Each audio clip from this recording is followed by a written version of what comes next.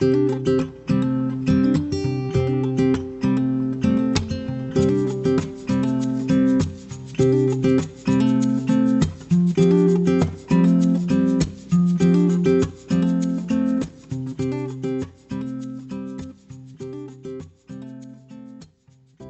everyone, and a very warm welcome to this evening's webinar on understanding adult ADHD and improving lifestyle. Thank you, everyone, for joining us. My name is Hari, and I'm a doctor and a volunteer with the BAPS healthcare team. I'm joined today by Kinjal Ben, who is a psychologist and also a volunteer with the BAPS healthcare team. This webinar is a part of a large initiative called the BAPS wellNESS. Through this project, we've been exploring different ways to look after our health, how to improve our nutrition, posture, physical activity, and sleep. So today we will focus on learning more about ADHD, how it is diagnosed, and some practical ways to manage it in daily life, both for ourselves and for our loved ones. This project has been inspired by gurus, Brahma Maharaj and Mansoy Maharaj, who have always been keen advocates for healthy eating, balanced living, and caring for body and mind. The teachings and personal example continue to inspire us to take proactive steps in our health and well-being. As we know, the South Asian community faces higher rates of conditions such as diabetes and heart disease, so promoting a healthy lifestyle from a young age is key to prevention. We also recognize the importance of caring for mental health alongside physical health. That's why the BAPS Wellness Project focuses on 4 key pillars of health: nutrition, exercise, sleep, and stress. As part of the initiative, we've also released a new vegan and vegetarian recipe book. This book has been collaboration between doctors, nutritionists, and satsangis, creating delicious, healthier versions of the traditional dishes we all love. You can find this copies available in the Mandir bookstore. Right, so moving on to today's speakers. We're very, very fortunate to be joined by expert speakers from the Oxley's NHS Foundation Trust. Leading the session today will be Dr. Khurram Sadiq. He is a consultant psychiatrist and Adult ADHD Clinical Lead at Oxley's. Dr. Sadiq is an experienced consultant psychiatrist. He specializes in neurodevelopmental psychiatry across the lifespan. He leads the ADHD service in Oxley's, and he's also the clinical care lead for the South East London Integrated Care Board. Dr. Sadiq is a passionate advocate for public education on mental health and has spoken at TEDx events and international conferences. His focus areas include ADHD, autism, and compassionate leadership in healthcare. We're grateful to have him and his team with us today. Alongside Dr. Sadiq, we also like to welcome Dr. Fatima Ali and Dr. Maria Khan, who are both trust-grade doctors at Oxley's. So tonight's session will begin with a presentation, followed by a myth-busting segment where we'll address some common misconceptions around the ADHD topic. After that, we'll move into a live Q&A session. Please feel free to post your questions in the chat throughout the webinar, and Kinjal Ben will select these and ask during the Q&A session. So I would like to hand over to Dr. Sadiq, and I'll let his team take over from here. Thank you. We are really, really privileged to be here. We are a big advocates of psychoeducation, community outreach, and really impressed by what you have done here for the community, because this is how the religious hub should operate, is especially for the ethnic communities with health inequalities and a lot of culture nuances that do not allow us to sometimes ask for help when it requires to. So today's session is about ADHD, one of the neurodevelopmental conditions, something I'm really, really passionate about. And our aim, just like yourself, is to kind of educate the communities as much as possible, give them the skill set to deal with different kind of situations, scenarios, and to work together towards it. We are just one body in different settings who are working for the betterment of the community. So today's session, as we said, it's about bridging the gap. Like, we are here to give you more information about ADHD and then take question and answers, and it will be very kind of tailor-made session for yourselves as a community, in terms of the religion as well, as and the nuances and the cultural aspects and the masking that happens in the community. Hence, we are not able to pick it up, um, triage it, or to seek help. And in fact, eyes can't see what the mind does not know. It has been a cliche, a phrase for me as I go along. But again, I really believe in that you make your mind see things, and it will see it, and it will call for it, and it will ask for help and seek help. So this cultural outreach has been, I think, led by Maria and Fatima. Like, we had the idea, but they made it happen for us. And reaching out to you people, we had a session in mosque, we had a session in the Gurdwara, we had a session in library, which was associated with the church, and this is the the fourth religious hub we are going to. And always connect religion with mental health, because I believe that mind and matter is something that religion believes in. So I was doing my research about it, and I came upon a few really nice things, and which was said in Upanishad and the Vedas. Um, and one of the things that I came across was, in Chandogya Upanishad was, uh, the understanding of mind is a path to peace and spiritual realization. Basically, it is about, if your mind is not clear, you cannot connect with God. And we have seen that one of the features of ADHD is the clarity of mind, because there are too many thoughts going on. So sometimes it prevents us from connecting to religion as well. And you will see how we'll get to that. And we see it as layman as a completely different perception to it. Whereas when I, as a professional, look at it, I see what is going on behind the scenes. And another thing that came across was in, one of the Upanishads, and it was about the connection of mind and physical being. And the more healthy the mind is, the more healthy the physical being is. And it's such an amazing thing we can learn from our religion, which are kind of intertwined into us, but we never gave them that kind of attention. It's now that world is becoming more aware of the mind, physical being, well-being. These are the terminology, and we see, when you go back to our roots, we see that all around. It has been there all around. And again, one of the things that I was researching, I came across this, and it was from Bhagavad Gita. Oh mind, you're the embodiment of divine light. Recognize your true origin. So means that, self-realization is difficult. Self-actualization is difficult. Unless your mind is clear, you won't reach that goal. And as I said, what we're talking about, ADHD, is all about mind. It's about the not having a clear mind, and not having a clarity around things, because there are too many thoughts going around. Now, ADHD, as we all know, it's called attention deficit hyperactivity disorder. It is basically, there are three main features of it. It is, one is inattention, the other one is hyperactivity, and the other third one is impulsivity. And when we talk about inattention, it means that people are not able to keep their attention on tasks. Their attention is divided. It's not deficient, but it's divided. It switches from one task to another. The kind of the attention that we require, we don't get it. And hence, we start a task, we leave a task, we get sidetracked, leaving a trail of unfinished tasks behind. We are unable to focus on reading books or listening to books on Audible or reading on Kindle. If you watch something on Netflix or a Prime or any of the, other, for example, Eros or Geo or any of those platforms, you will see when you open it, there will be a lot of unfinished movies, unfinished series, which you had started because you had gotten bored and you were not paying attention.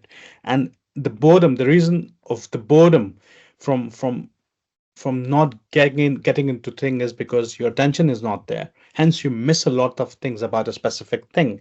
If you're doing a task, you will miss the details. If you're watching a movie, you'll miss the details. Hence, the movie will appear to you to be very disjointed and boring and not make sense. Hence, you move away from it, trailing from one, hobby to another, thinking that, oh, I'm going to do macrame this week, and then buying all the stuff around it. And 2 weeks later, you have come off it and you're looking for another hobby and then another hobby. And then I was, I was talking to a patient of mine, and she said, I have got a cupboard of doom. And I said, cupboard of doom. I said, yeah, all the hobbies that I've ever invested in and the things that I'd bought, it is in that cupboard. So when I open the cupboard, it reminds me that I've invested so much, so many things.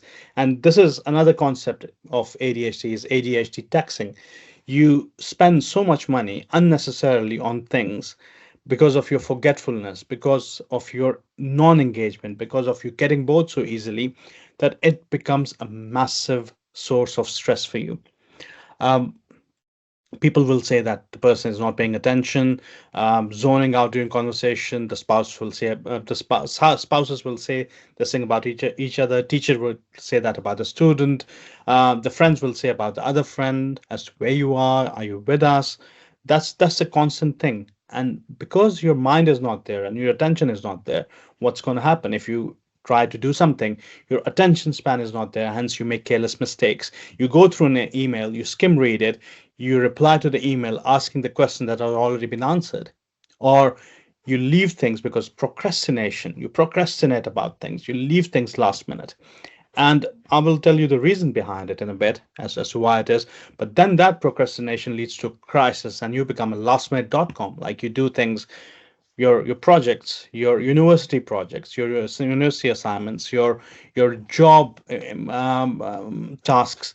It is left to the last day or the last hour, and then you get into hyper focus mode where you don't eat, you don't drink, you're invested in it, and hence you start doing things in a very stressful way. You're able to complete it, but uh, it is extremely it bears a lot of stress, which can impact your sleep, which can impact your physical well-being, your heart condition, your gastrointestinal system, for example, your digestion and what you eat, and all of a sudden, because you need a lot of dopamine, so you require a lot of dopamine hitting.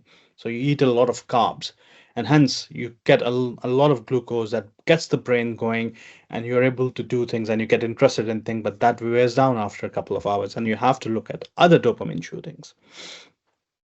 Now, in terms of the organization, if somebody walks into your room and they will look at your room, it's like a it's like a it's like a tip. Like things are spread around, their clothes are around, the things in dumps and things in piles, which you know about because you know that if you don't keep those things right in front of you, you will tend to forget about it. And if it is a book that you have to read, it has to be right in front of you. If the clothes you have to wear, if there's things that you have to take to for repairing, that it will all be lying around in your visual field because you don't want to forget about it. The moment you keep it somewhere else, it's gone. It is they say in Urdu, "Aankh ojal, pahar ojal." That means that if it is not in your visual field, it completely goes away. And that is the case with because you're so disorganized, uh, you lose things. And one of the patient said that my children say that it seems that the house hide things away from you. So one thing, something will be in your hand, the next thing it will be gone. AirPods, phones, passports, bills, paperwork. You spend a lot of time looking for that, and eventually you find it. Sometimes soon, sometimes 3 months later, sometimes 5 years later, and all of a sudden you said, "Oh, here it is.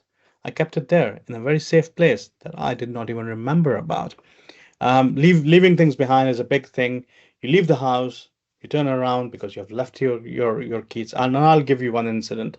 I myself have got ADHD, so um, I keep cues because I have to take medication in the morning. So I have a glass of water that my wife keeps it in the morning. It's a colored glass. So one day I left for walked over to the car. I remember that I've not taken the medication. I went there, I saw the glass, and next to it was my lunchbox. I said, "Oh, I was about to forget my lunch." And I picked up the lunch, forget about the glass, forget about the medication, and came to the workplace. When I was about to reach, I said, "Oh, I've not taken my medication today again." Um, so those are the things that is part of inattention. Then it is hyperactivity. Hyperactivity is you are fidgety, you move around, you're bouncing your leg, you're playing with your hand, something in your hand, you're touching your face, you're touching your hair, you're playing with your beard, your mustaches, or you're picking your skin. You make excuses to be able to get up, to walk around. In children, it is toilet breaks, whether they need it or not, to get some fresh air. Whereas in for us, for adults, it's in the meetings, you ask for excuse to go and have a cup of coffee or cup of tea, or you want to go out for a smoke. A lot of people, they start smoking because they want time out. It can be as bad as that. And then your mind, it does not switch off. It goes on and on and on. Yeah, you won't be able to unwind it. You will be thinking about things that you have not done, thinking about the things. And again, if you had completed things, the mind will be at peace. But again, since you have got 10,000 projects going on all at the same time simultaneously, and some are about to be finished and some are about to be started, and some of those the deadlines are approaching, so your mind is unable to switch off.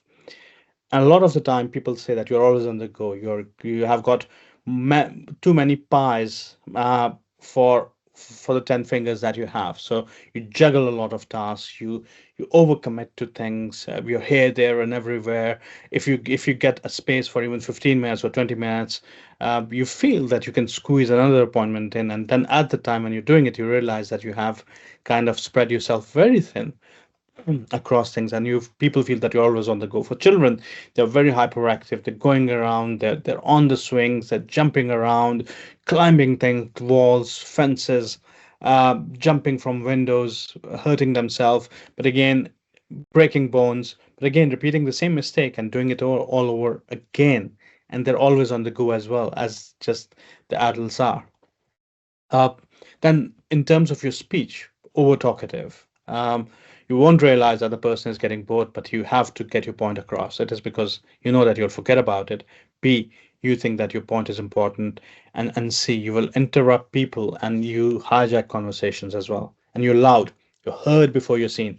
So all of a sudden, somebody will hear you. You'll be on the other side of the, for example, it's a party or in the office. You'll be on the other side of the office, but people will hear you before they actually see you. um, Impulses. um, A lot of people with ADHD, they're unable to control it. Like, for example, if somebody is slow in walking, slow in talking, for talking, they will start interrupting them. They'll complete their words, sentences, assuming what they know what they're going to say. A lot of the times they're right, but again, the other person will feel undermined, and they will say things without thinking because they feel it's a cracking joke, and it's so hilarious, and then you realize that it was so inappropriate, and you're so remorseful afterwards, and you go and apologize to people. In the classroom, child will not raise their hands. They will interrupt. They will say things even if if the answer is wrong, then they won't bother and they will say it. They will blurt it out of turn. They won't be able to take turns in group activities, chatting. They're very impatient, crossing the road, near misses with the cars, with accidents, or sometimes having real accidents, as a result of which they become very cautious then. Whereas in adults, it comes out as road rage if somebody cuts them off, and the profanities and the fruity sign language, and then tailgating and then stopping the car, or kind of grazing the car with other car. uh, they won't be able to stand in a queue because A, it's a waste of time. B, if it's a long queue, and they get frustrated if, for example, if they're 10 tills and there are less people, and it's rush hour, and they will roll their eyes, and they'll shout out, and they'll try to jump as well, jump the queues. If they have an opportunity, they jump the queues, and they will be in front of the queues, not knowing the consequences of their actions, and hence, as a result, no boundaries. If they have to say something, it's irrespective of what you're doing. You're on a video call, you're talking to somebody on the phone, you have got important meetings, you're in the middle of an assignment, they will come and start talking to you, and they will interfere and interrupt. And same as the case with children, they will do that, and in children, they go a bit ahead because they're disinhibited at times. They'll start using your stuff without asking you. So they'll take out your pencils, and they'll pick up stuff, and then they will take it themselves because they've forgotten that they have taken it. And a lot of the time they're called out for that. They call like, oh, you have stolen stuff. And a lot of the time it's not stealing them, it's because they've taken it, they've forgotten that they have to return it back, and they accidentally take it for themselves. In some cases they do it deliberately as well.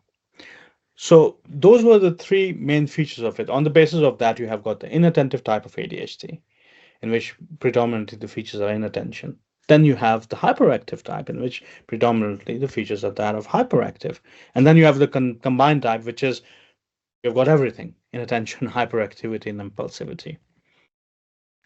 Now, masking in different cultures, and this is so interesting. Like we come from Southeast Asia, and it's where you have to perform. The parents are right on top of what you're doing. You have to study hard. So they provide us the structure.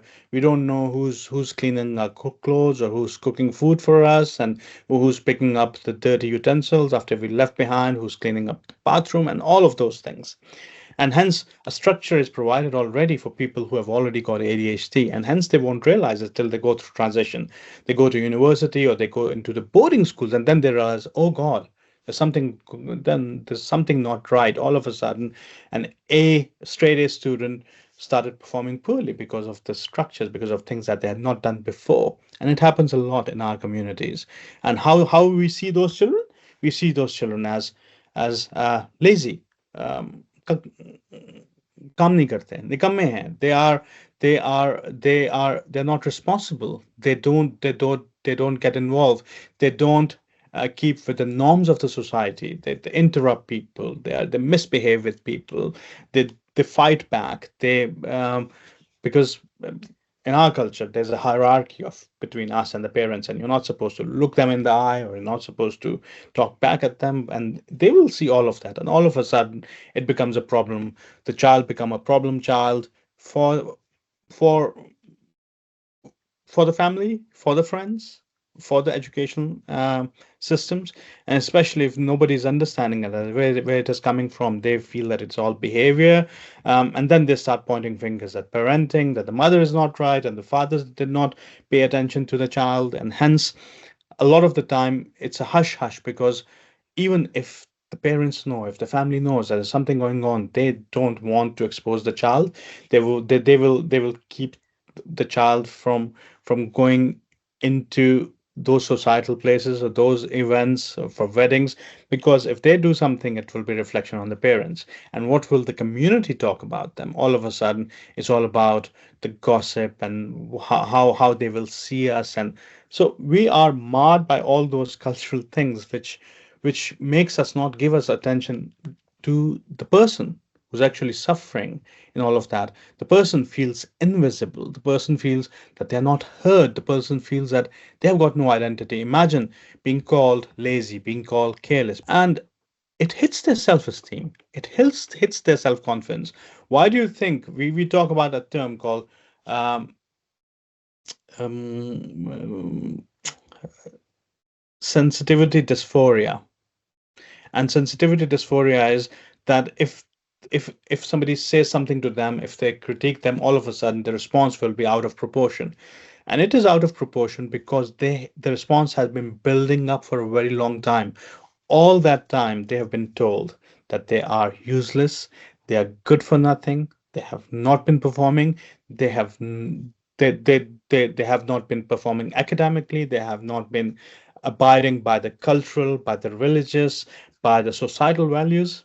And hence all of a sudden a child who is gifted, a child who has got an amazing brain, becomes an outlier and becomes somebody that we we have created by not understanding. It's not our fault because nobody taught us, but again, we should have looked into that. And again, I'm so happy that awareness is growing. So these are all the cultural interpretation that ADHD as a behavioral moral issue, because ADHD was identified as a moral condition, as a moral condition in children. It said these are immoral children because they do not stick to certain values. And that morality kind of then be passed on to the parents because they are immoral, because the parents are not paying any attention to them. And in a lot of neurodivergent community, you see a lot of problems because the parents are neurodivergent and they have been ADHD. They're autistic for a very long time, but nobody has recognized that. They have their own system, they have their own processes, but if you look at holistically, it's a very neurodivergent families are one of the most disorganized family, but one of the very gifted families at the same time. But nobody has paid attention to them because we believe that actually our system believes in, because We believe in an education system. We believe in a societal structure where everybody has to be the same. Like when I was growing up, everybody had to be engineer, doctor, or CA at that time. There was nothing else. And if you're not one of those three, you are good for nothing. You have no passion, no compassion in life. And the same is the case with education system. We are different ingredients. We come from we are constituted differently. We have different strengths. We have different areas where we progress.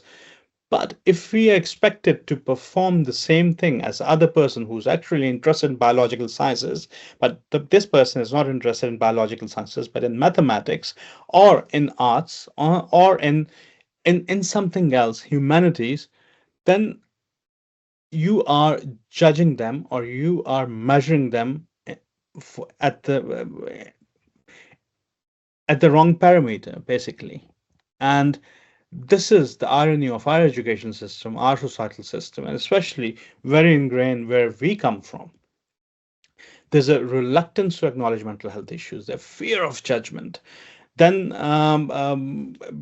basically, if they're not following the religion, then it's all down to karma, and that person is not religious. That person is not a good human being. If you look at IQ, I do not believe in the IQ, how we measure the IQ, because there are so many different parameters on which you can measure intelligence. It is not one parameter that you have to measure. People can be visually stimulating, they can be empathetic, they can be creative, and these have to measure differently. Somebody will be creative and somebody will not be so creative, so you cannot compare those parameters. But we have a system where we judge.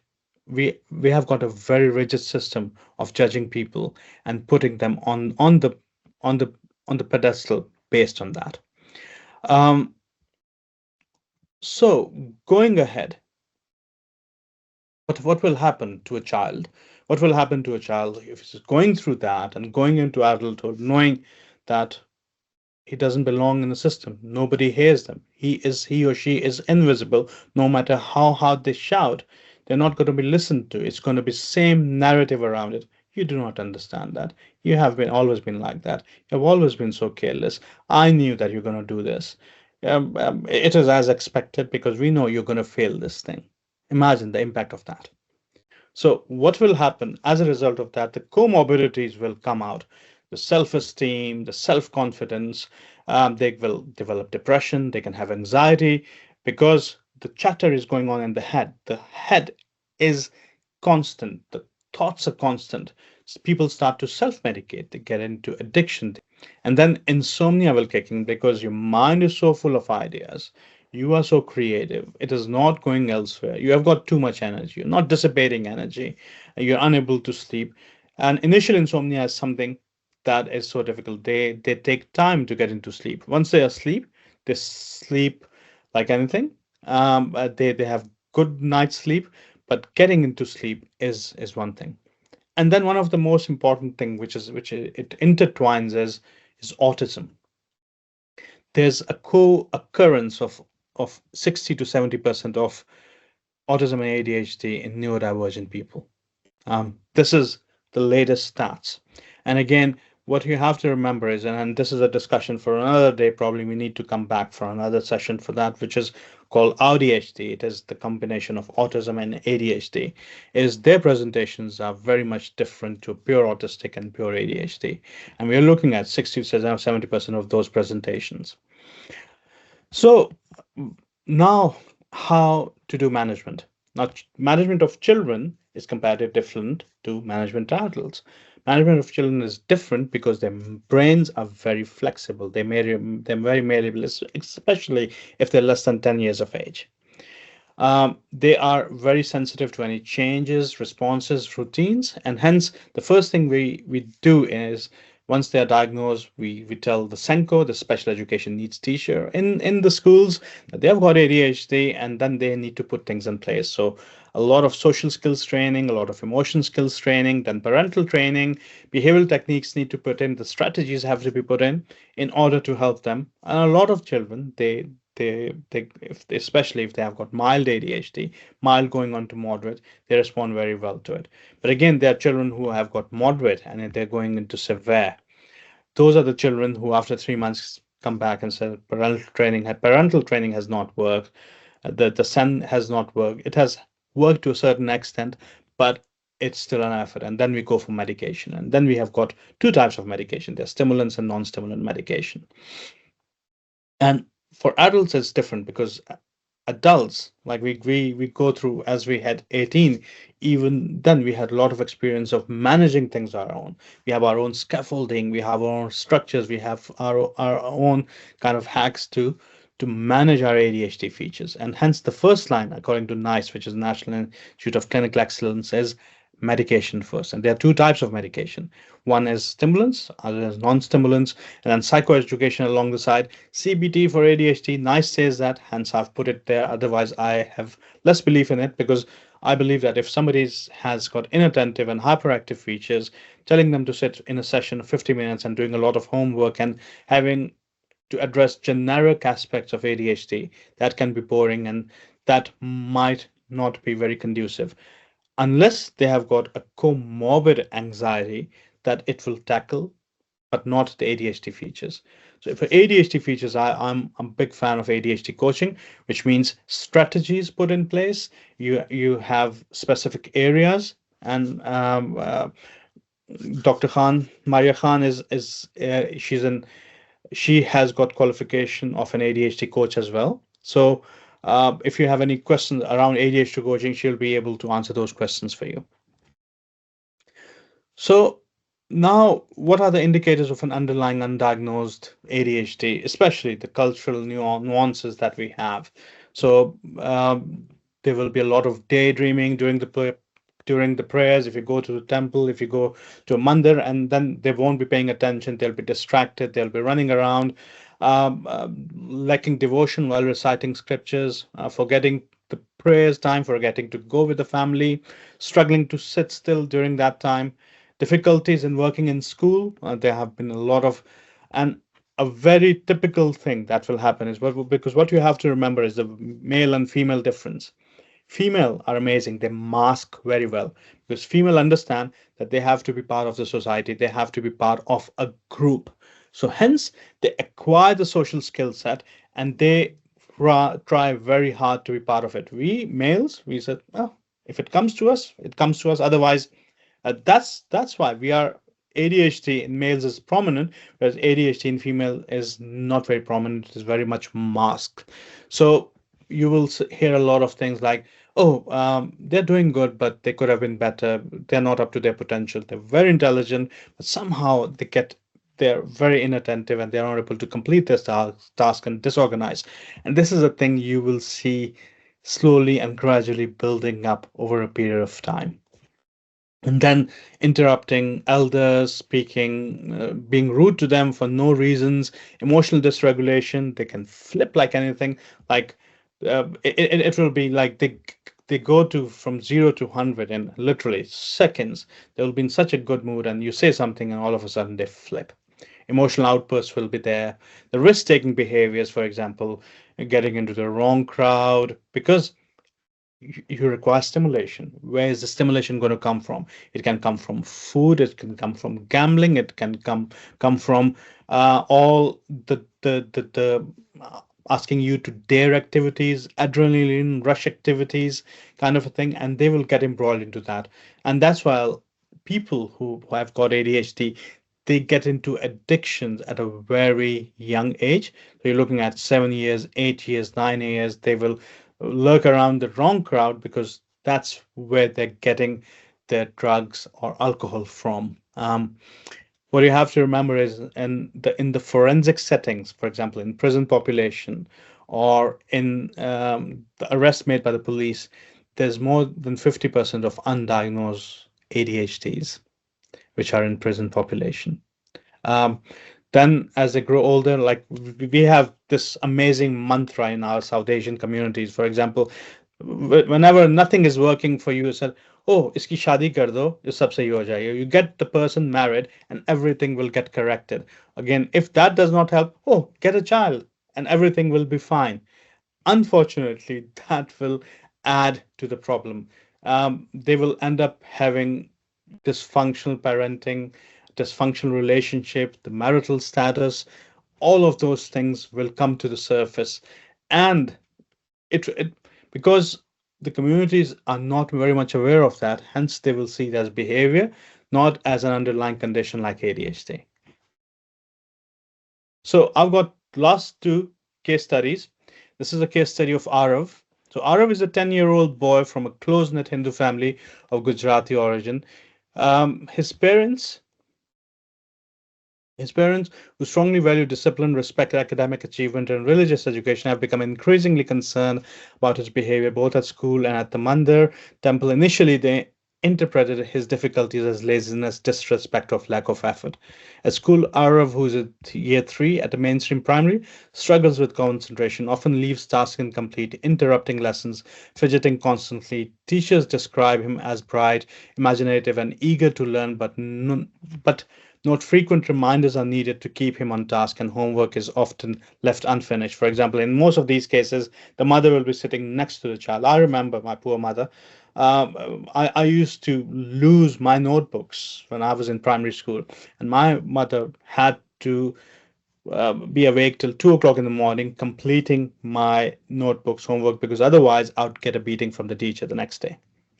At home and during religious activities, similar patterns emerge. Araf shows reluctance in participating in prayers and rituals because the child finds it boring. It's not very stimulating for them, preferring outdoor play and showing little interest in containing to community activities like temple cleaning or service. Parents describe him as a daydreamer, stupid, lazy, and disruptive, finding it difficult to reconcile his behavior with the value they hold dear, and they can't seem to find a way around it. This is a very typical case of ADHD. You see it in all the settings. You see the inattentive features. You see the hyperactive, impulsive features in school, in home, and in the social interactions. And although in school, because every action has a consequence, they were able to keep a lid on the impulsive part of it, but it explodes the moment they come home. And the second case study is of Anaya. So Anaya, the oldest of four in a Tamil Hindu family, was often seen as scattered brain and forgetful growing up. She struggled to manage time, displaced belonging, and found it hard to stay focused, leading to frequent criticism at home. In school, teachers noted her creative intelligence, but her disorganization, and inattention led to underperformance. She left university without completing her degree, despite excellent and creative subjects. And I also found temple ritual challenging, often drifting off during prayers. Her parents viewed her behavior as lack of discipline rather than sign of difficulty. Now a mother of two, she remains overwhelmed by daily demands, forgetting appointments and leaving tasks unfinished, which strains her marriage. Despite these struggles, Anaya channels her creativity into small business making, festive decoration. Her Hindu faith and involvement in cultural activities give her a sense of purpose and resilience. So again, it's a female who has masked a lot. It's not very obvious, but again, there are difficulties. They do not talk to anybody about it. Because they know that it won't bear anything. Because people will say, "Oh, it will. This is a phase. It will go away." Something on those lines. Yeah, it will get corrected. You just try to focus on things. But in ADHD, that's not the case.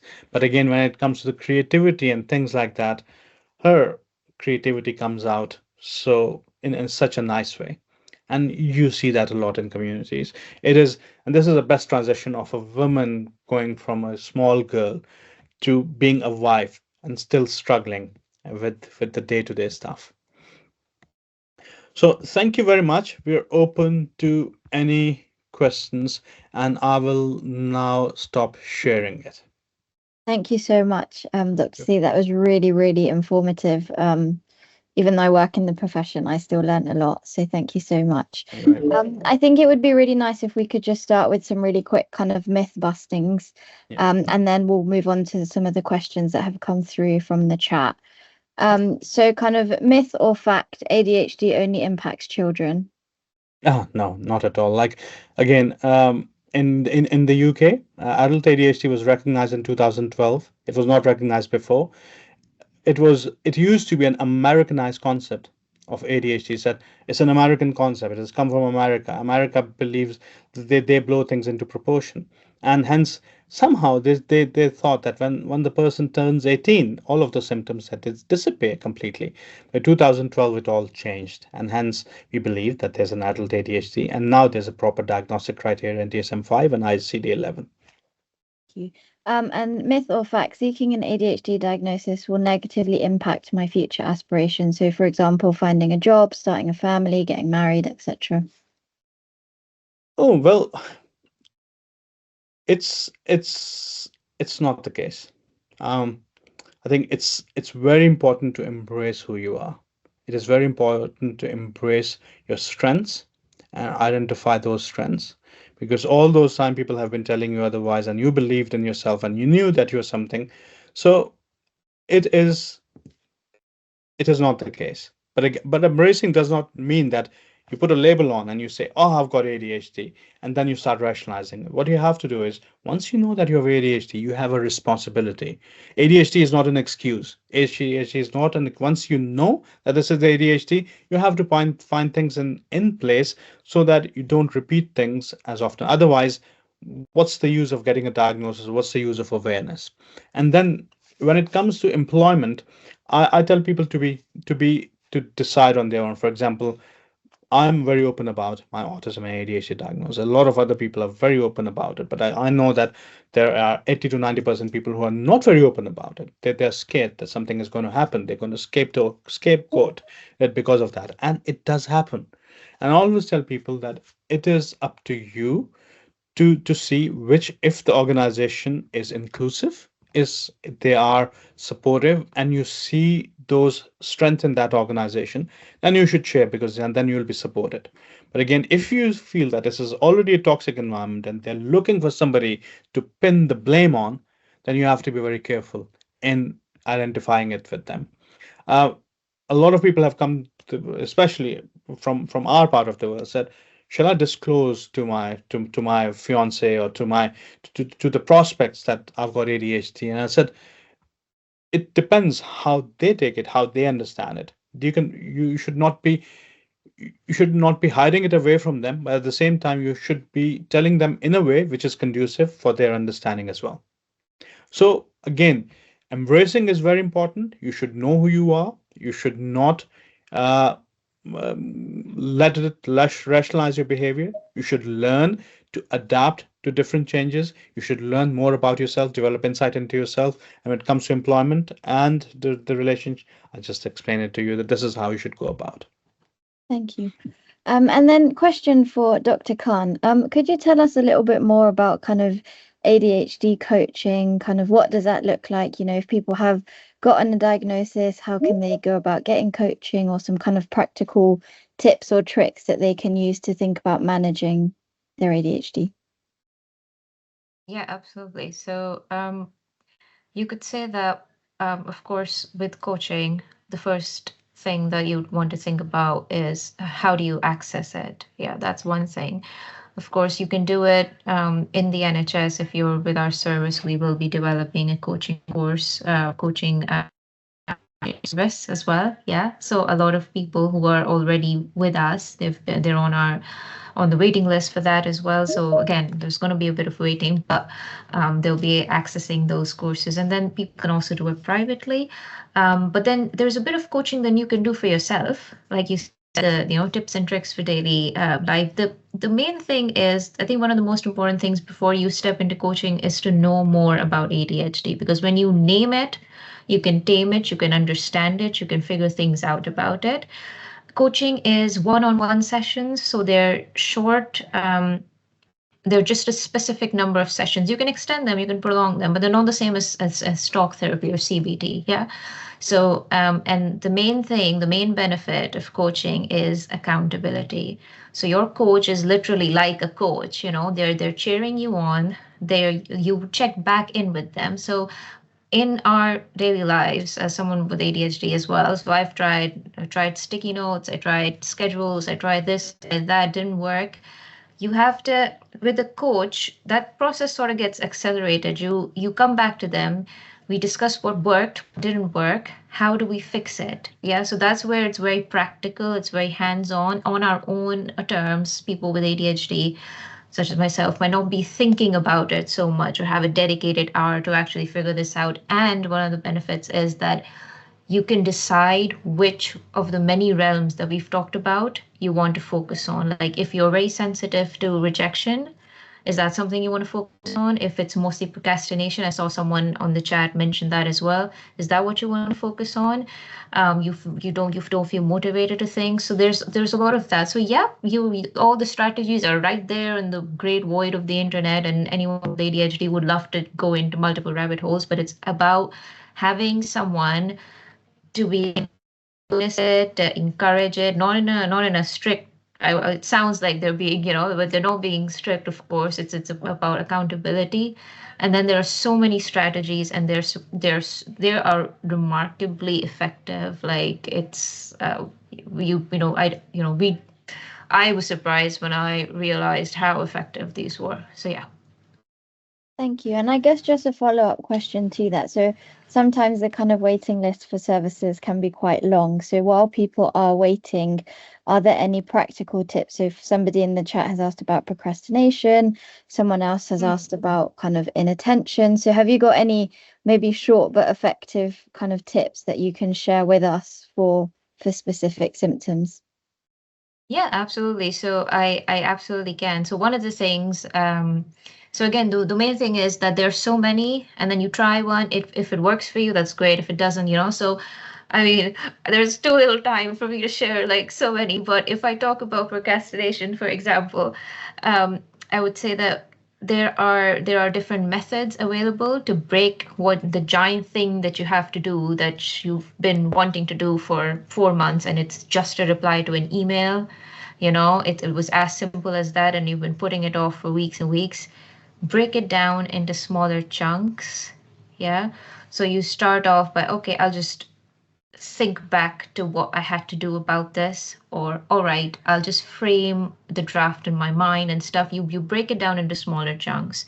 You have someone, it doesn't have to be a coach, it can be a friend or someone that you check in with.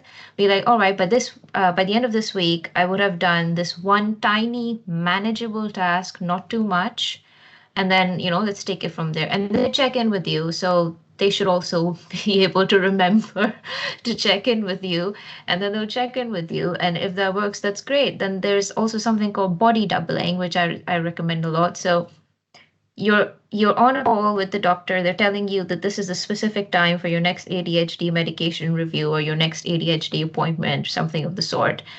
They're like, okay, I'll set a reminder.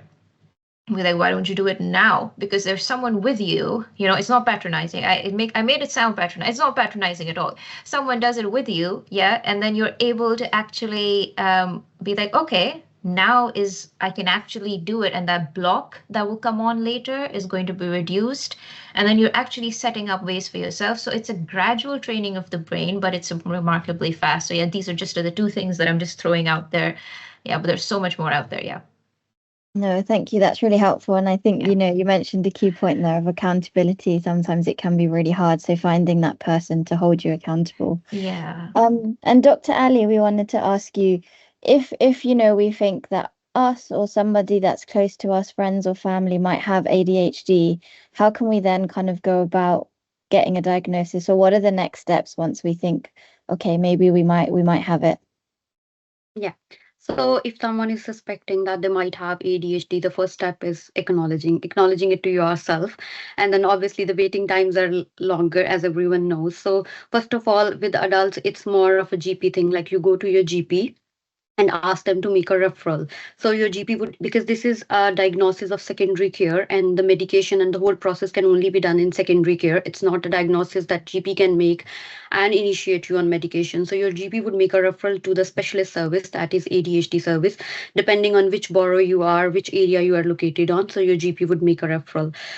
Once you are there, the referral would open, and then there is a waiting times. So our waiting times were a lot more, but then we are trying to reduce it. And Dr. Khurram's aim is to bring it back to around 8 to 9 months in the coming year. So then you'll be on the waiting list for ADHD assessment.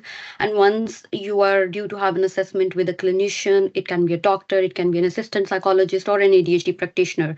And then you'll have an assessment. And after the diagnosis, your clinician can discuss you the management option, the strategies, or if you want to go for the coaching option, or if you want to go to the ADHD medications. And once you are on the medications, you will be reviewed with the doctor for every 4 to 6 weeks, unless you are until that you have been on one dose stabilized for more than 3 months. Then you will be discharged back to your GP, and then you will be reviewed annually with your medications. That's the whole process of it. And meanwhile, the doctor will review your vitals routinely to see how you're doing on the medications, and they will adjust your dose accordingly. So this is like the simplified process, but it's a lot more complex than that. Yeah, of course. And what might be really helpful is you mentioned that some of the waiting lists for, some can stretch up to 8 years currently. Yes.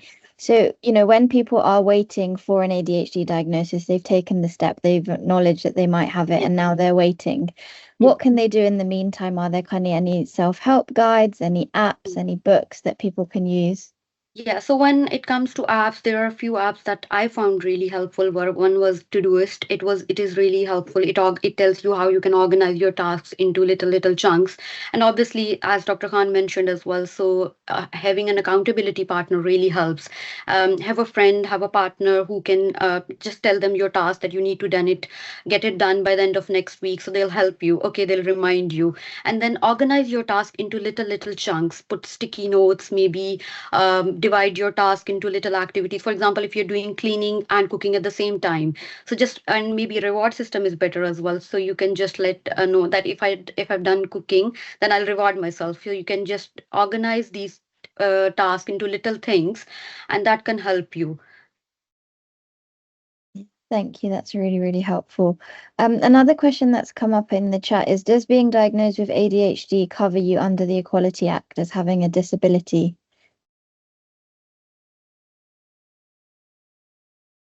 Yeah, in the Disability Act, ADHD is down as a disability. That is true. And again, people see it as that. But again, there's a social disability model as well. And I believe, for example, there's a debate about whether this is ADHD is a condition or a disorder based on the evolutionary aspects and how long ADHD has been there, a skill set, a survival toolkit for us humans. And it is because of this that we have reached this stage. So I allow everybody to use their own nomenclature. For example, if somebody thinks that it is a condition, then it is a condition for them. If somebody says that it's a disorder for me, it is I'm not able to function very properly, then it is a disorder for them. If they see it as a disability, then I allow them, because again, one size does not fit all. We are not, everybody's circumstances are different. And they say, if you've seen one person with ADHD, you have seen one person with ADHD. You have seen one person with autism, you have seen one person with autism. So although it is a disability in the legal terminologies, but when it comes to the neurodivergent population, especially the ADHD population, they see it in different light. For example, I see it as a condition. I don't see it as a disability. I see it as a gift. For example, if you go to Europe, either ADHD will part of the intellectual disability, uh, the learning disability services, or they will be amongst the gifted individuals. And there's a program for them, just like it is in America. There's a gifted program, and those in Europe, for example, in France, in Spain, in Germany, in Netherlands, and they don't believe it to be disability. Hence, there is no kind of a the gray area for them, which they need to develop, of course. So, as I said, it is legally, as a framework, it is a disability, But for the neurodivergent community, for the ADHD community, it is for them to see where they fit the mold. If it is a condition, it's a condition. If it's a disorder, it's a disorder. If it is a disability, or is it a strength, it's up to them. Thank you. Dr. Khan, we've got one final question for you, and then because with time, we'll have to wrap up. But I think Haribai mentioned at the start that we kind of think about 4 pillars: so nutrition, exercise, stress, and sleep. What are your kind of views on how these kind of impact ADHD, and whether we can kind of, think about our holistic health in terms of ADHD as well? Well, yeah, so I would say that these impact every cell in our body, I would say. Yeah. So that's what I tell people if they're on meds and they're like, no, I don't feel like eating. Well, then how are we gonna move forward if we're not getting you the right nutrition? Yeah. So ADHD, the people with ADHD are people, and these pillars that you've talked about are exactly the same for anyone. Of course, they are, but they're at the same time they're incredibly different. People might feel like they're much more active at night. That's fine, but we just want to make sure, is the struggle bit of this coming in? Is it getting in the way of you not being able to get enough sleep? There's nothing wrong with staying over. Like if you feel like your brain works best at 12 a.m., does that still mean, is that sustainable for you? That's the question. And that's one thing. So I can't say go to bed at 10 and wake up at 8. Yeah, actually that's 10 hours. That's wonderful, actually. But no, that's not the right way to go about it. You know, you need to figure out, tailor what's best for you, and also keeping in. And there's not as much science as we would have liked about these kind of things. Yeah. So people with who have ADHD often need to keep reminding themselves to eat. Well, that's important. Like there's no two ways about that, you know. And we're snackers. Dr. Khurram and I work in the same office, so we know that we're terrible snackers. We've got all sorts of chocolates, and so it's just awful. But we love it. Fatima keeps bringing them in, but yeah, but we need to keep figuring out, you know, the balance bit of it, because of course you need that. You need something. So don't, you know, but if you have good nutrition and good sleep in your own, tailored to your own self, if you've got exercise, and exercise, can I just add, I know that you know, we're wrapping up this bit of it, but exercise is the way to release a lot of that hyperactivity energy that you have. So people might say that I don't feel that hyperactive. That's not the way I am. But then you go and run for miles and miles a day. So and then if you don't run, you're just, you know, you're dying inside. You need to get out of yourself. So that helps anyway. But of course, it's with ADHD, these things have their additional, you know, additional ways that they impact the ADHD. So yeah, absolutely. Thank you. That's so interesting. What I'm hearing is that it's kind of, you know, ADHD, you have to find a tailored approach, one that works for you. And there's no kind of one size fits all approach when it comes to thinking about how you can help yourself. But I guess step 1 is acknowledgement, and then step 2 is finding the strategies and techniques that work for you. Thank you so much. We're running out of time. This is so interesting. We'll have to think about potentially doing a part 2 and thinking and covering some more information. So I'll just pass back over to Haribai, who'll summarize and close today's webinar. Thank you so much, Dr. Sadiq and the team, for taking us through such an insightful and practical discussion on ADHD. As we close, let's remember, understanding conditions like ADHD isn't just about labels. It's about compassion, empowerment, and helping ourselves and others live a very healthier and fulfilling life. So by learning and by supporting one another and by taking small steps in our daily routines, we can make a real difference. Let's hope today's session has given you practical tools, a deeper understanding, and most importantly, the encouragement to seek help and support when needed for yourself, for your family, and your friends. So thank you again, Dr. Sadiq. Thank you, Dr. Ali and Dr. Khan, for sharing your expertise, and to all of you for joining us tonight. So our next webinar will take place in May. We'll share the topic and details with you very soon. We look forward to seeing you again in May. Until then, take care, stay healthy, and stay connected. Thank you. Thanks a lot.